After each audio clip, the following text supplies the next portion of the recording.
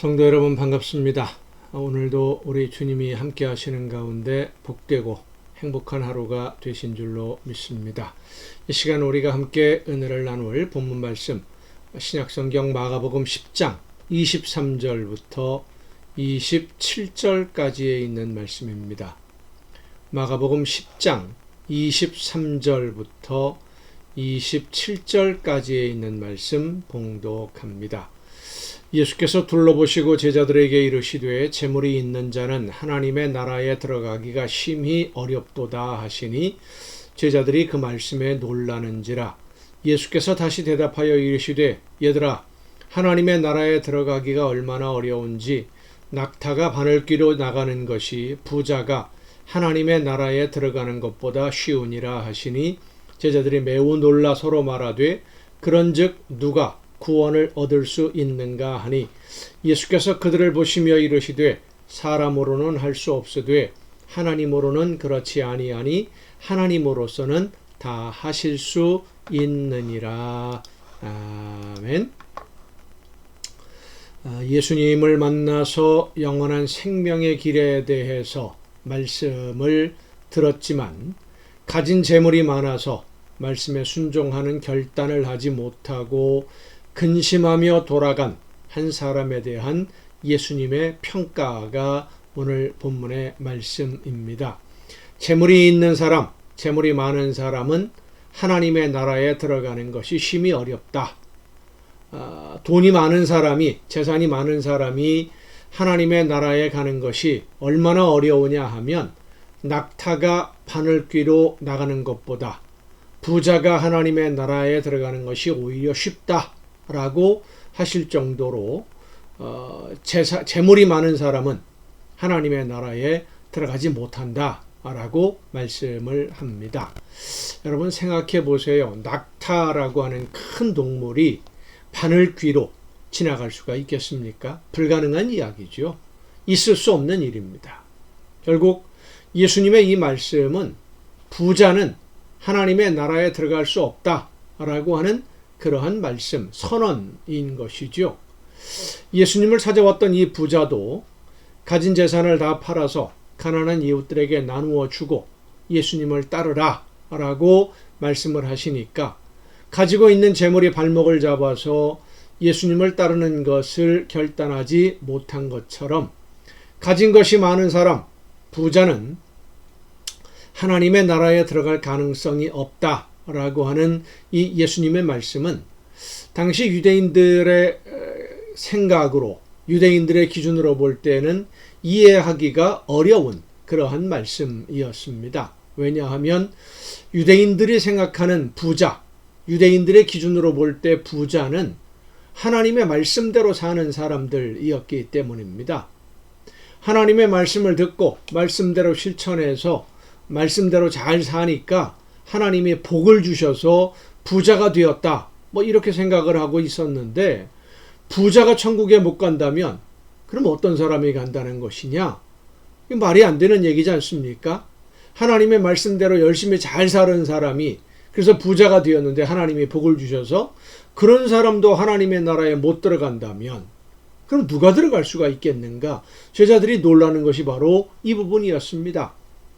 예수님을 찾아온 이 사람도 가진 것이 많은 사람인데 예수님의 말씀에 자신 있게 내가 율법을 잘 지켰다, 어려서부터 지켰다 라고 이야기한 것도 나는 율법을 잘 지켜서 하나님이 나에게 복을 주셨고 그래서 나는 지금 부자입니다 라고 생각했던 것입니다. 이 부자는 예수님을 찾아온 이 사람 이야기죠.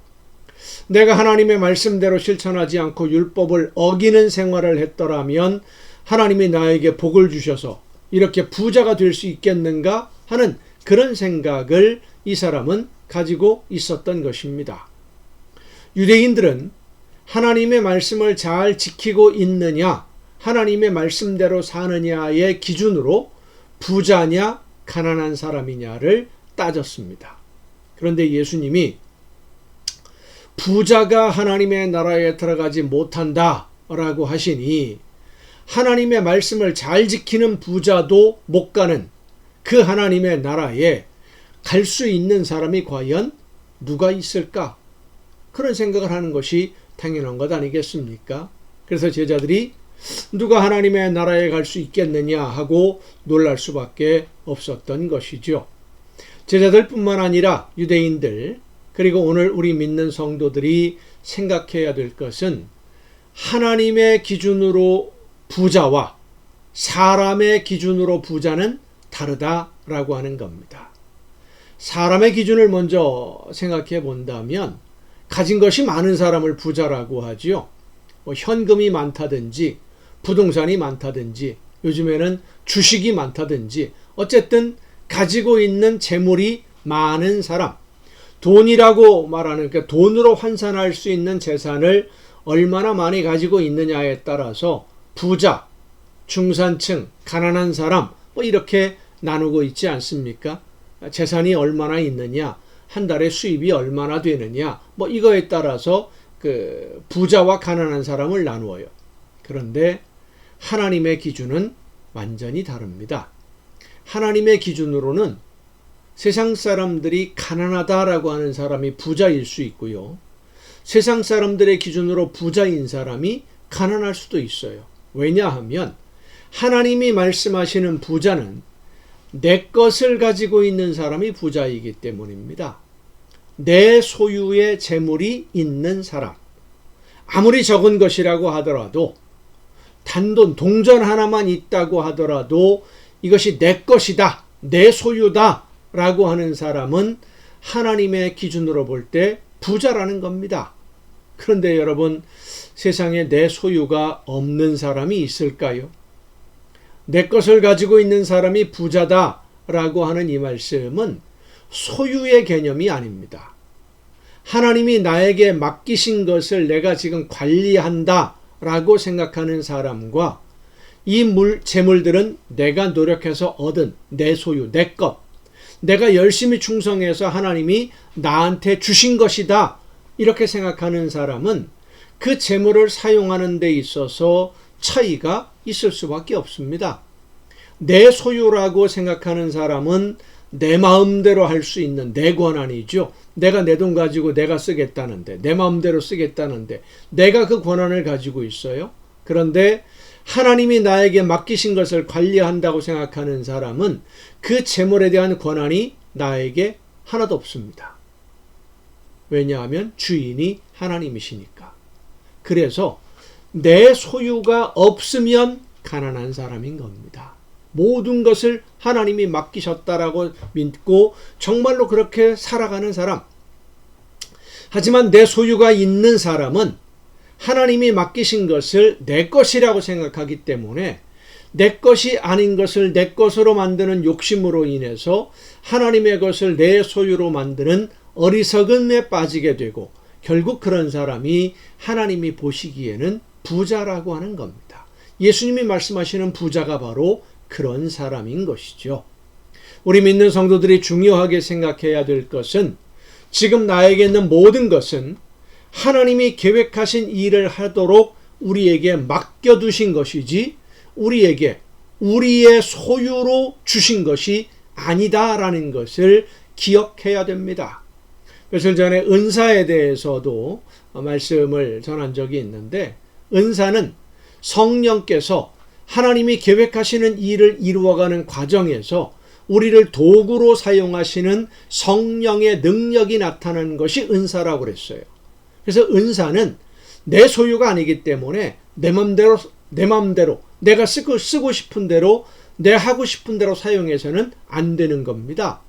은사뿐만 아니라 우리에게 있는 모든 것이 전부 다 하나님이 우리에게 하나님이 계획하신 일을 할 때 사용하라고 맡겨두신 하나님의 것입니다.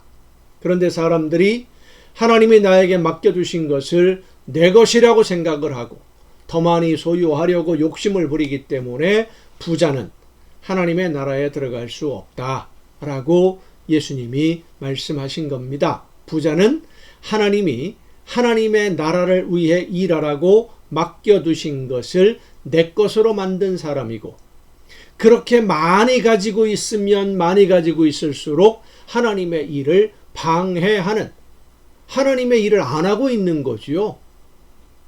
내 것이라고 생각하니까.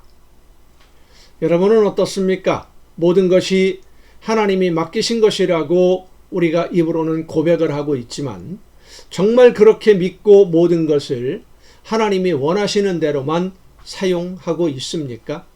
많든 적든 내 소유, 내 것이 있는 사람은 부자이고 내 것이 없고 하나님이 맡기신 것을 관리하는 사람은 가난한 사람입니다. 하나님이 보시기에 가난한 사람으로 하나님이 맡기신 모든 일들을 즐겁게 감당해내는 여러분 모두가 될 수 있기를 간절히 바랍니다. 기도하시겠습니다.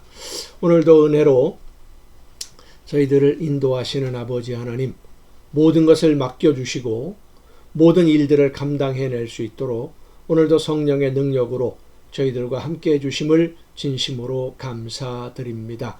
하나님이 맡겨두신 모든 것, 하나님이 계획하신 일들을 이루어가는 도구로 사용하되 감사함으로 기쁘게 사용함으로써 하나님이 원하는 아름다운 열매를 맺는 우리 모두가 되게 하여 주시옵소서.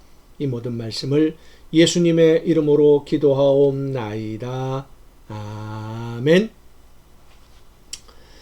여러분 오늘도 수고 많으셨습니다. 내일 또 정한 이 시간 가정예배 시간에 여러분 모두 함께 다 같이 만날 수 있기를 바랍니다. 내일 뵙겠습니다.